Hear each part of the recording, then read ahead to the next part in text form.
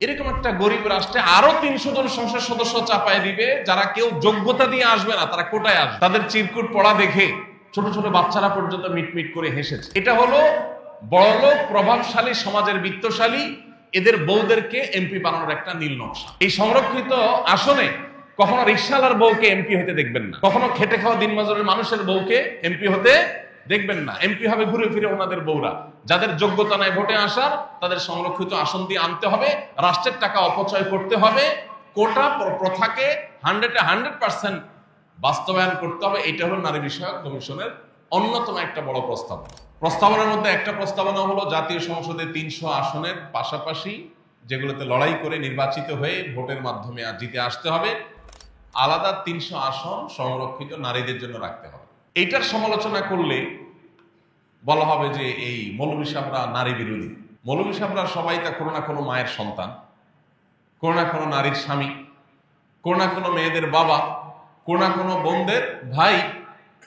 অতএব পুরুষকে নারীর মুখোমুখি দাঁড় করানো এটাই হলো সবচেয়ে বড় শয়তানি।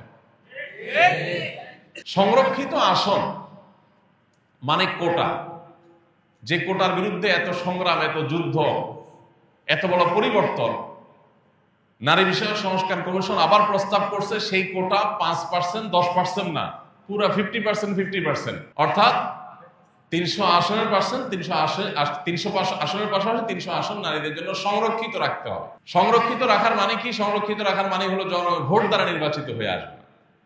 অবাক করা বিষয় হলো এরাই কিন্তু পুরা প্রস্তাবনার আগাগোড়া একটা কথাকে বেশি স্টাবলিশ করার চেষ্টা করেছে, যে নারী এবং পুরুষের সমান সমান অধিকার থাকতে হবে। তো সমান সমান যদি হয়, পুরুষ যদি ভোট পেয়ে লড়াই করে আসন পায়, নারীও ভোট পেয়ে লড়াই করে আসনে আসবে, এটাই তো স্বাভাবিক, এটাই তো সমান সমান।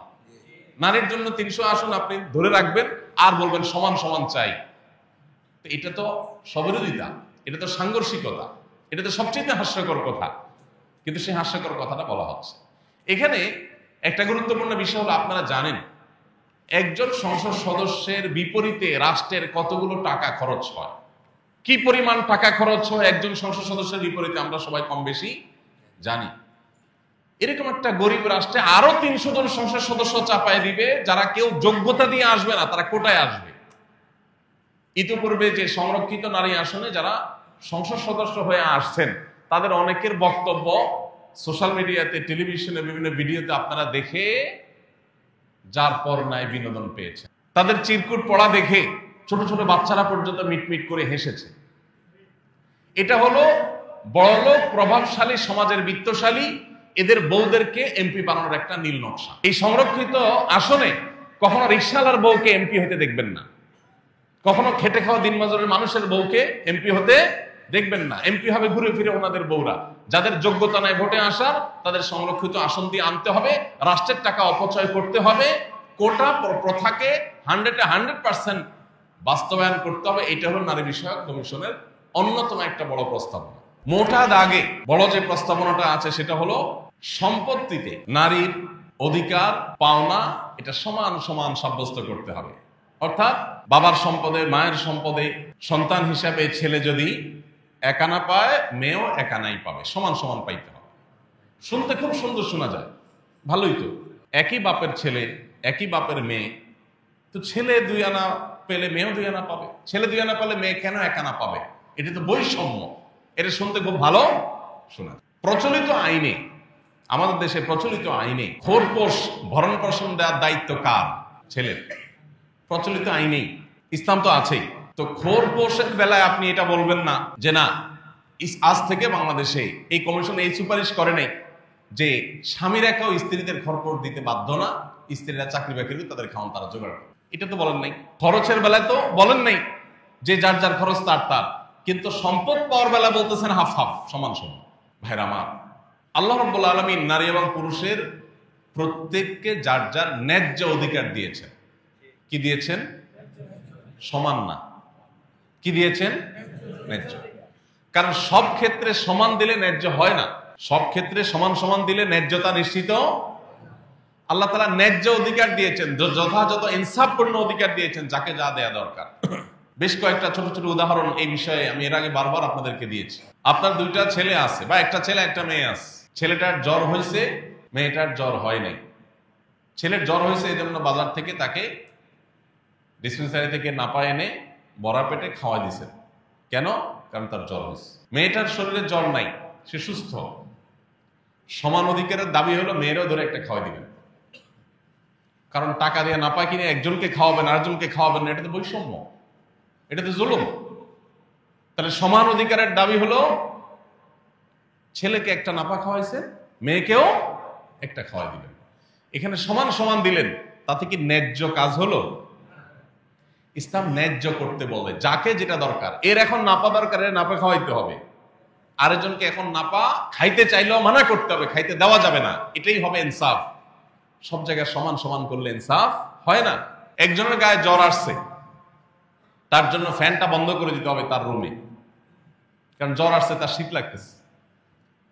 আরেকজনের ঠান্ডা সর্দি লাগে না, এখন খুব গরম পড়তেছে, তার রুমে ফ্যানটা অবশ্যই বন্ধ রাখতে হবে, কারণ সমান সমান লাগবে। মেয়ের রুমে ফ্যান যখন বন্ধ, তাহলে ছেলের রুমে ফ্যান বন্ধই থাকা উচিত, নাহলে সমান সমান হবে। এখন যদি ছেলের রুমে ফ্যানটা চালাইতে দেন, তাহলে একজনের ফ্যানের বাতাস খাওয়াচ্ছেন, সে বিদ্যুৎ বিল খরচ করতেছে, আরেকজন ফ্যানের বাতাস খাচ্ছে না, বিদ্যুৎ বিল বাঁচাচ্ছে, তাহলে জুলুম হয়ে গেল, বৈষম্য হয়ে গেল। এবার যদি দোনো রুমে আপনি ফ্যান চালাই দেন, এটা কি ইনসাফ হবে না জুলুম হবে? তাহলে এই জুলুম এটা যেন না হয়, সেজন্য আল্লাহ রাব্বুল আলামিন আমাদেরকে ন্যায্যতা করেছেন। কোন কোন জায়গায় না দিয়া ইনসাফ হয়, কোথাও কোথাও দিয়া ইনসাফ হয়। ভাইরা আমার, এরকম বহু এক্সাম্পল দেওয়া যাবে। আপনার বাচ্চা একটা 5 বছর বয়সের আর একটা 20 বছর বয়সের। 20 বছর বয়সের বাচ্চার জন্য যেহেতু বড় জামা কিনছেন, বড় পায়জামা প্যান্ট কিনছেন, এই জন্য 5 বছরের বয়সটারে ছোট দিলে তার প্রতি জুলুম হয়ে যায়। একজনের 2 হাতের জামা দিলেন, পায়জামা দিলেন, আরেকজনকে মাত্র 1 বিঘতের দিলেন, 1 হাতের দিলেন, এটা তো জুলুম হয়ে গেল। এই জন্য 20 বছরের টারে যে সাইজের জামা পায়জামা কিনে দিচ্ছেন, একই সাইজের জামা পায়জামা 5 বছরের টারে কিনে পরাই দিচ্ছেন, এটা হবে সমতা। এটা হবে কি? সমতা। কিন্তু এটা ইনসাফ হবে না। তাহলে ইসলাম আমাদেরকে সমতার কথা বলে না ইনসাফের কথা বলে? ইনসাফের কথা বলে। ভাইরা আমার, এরকম বহু উদাহরণ দিয়ে বোঝানো যাবে। আল্লাহ রাব্বুল আলামিন মেয়েদেরকে সম্পদে যে ছেলেদের অর্ধেক সম্পদ দিতে বলেছেন, ভাগ রেখেছেন, এটা ন্যায্যতার প্রয়োজনে। এখানে সমান সমান দিলে ন্যায্যতা নিশ্চিত হবে, কারণ ভরণ পোষণ এবং ক্ষয় খরচের সকল বিষয়ে ছেলেকে দায়িত্ব দেওয়া হয়েছে। একজনকে আপনি 10 টাকা দিয়ে বললেন বাজার থেকে এটা আনো, ওইটা আনো, ওইটা আনো, ওইটা আনো। আরেকজনকে 5 টাকা দিয়ে বললেন তোমার কিচ্ছু আনতে হবে না তোমার। এখন যদি বলে যে কেন একজনকে 5 টাকা দেওয়া হলো, তার প্রতি জুলুম করা হয়েছে, এটা যেরকম মূর্খতা সুলভ প্রশ্ন, ঠিক একইভাবে আল্লাহ তাআলার বিধান নিয়ে প্রশ্ন তোলা এটাও মূর্খতা সুলভ। নারী অধিকার কমিশন মোটা দাগে এই প্রস্তাবনা তারা সামনে আনছে। 26 নম্বর পৃষ্ঠায় আছে, নারী উন্নয়নের পথে, নারীর উন্নয়নের পথে যত প্রচেষ্টা হয় প্রায় ধর্মীয় গোষ্ঠীর প্রতিরোধের মুখে পড়ে। তার মানে নারীকে তারা আগায় নিতে চায়, বাধা দেয় হলো কারা?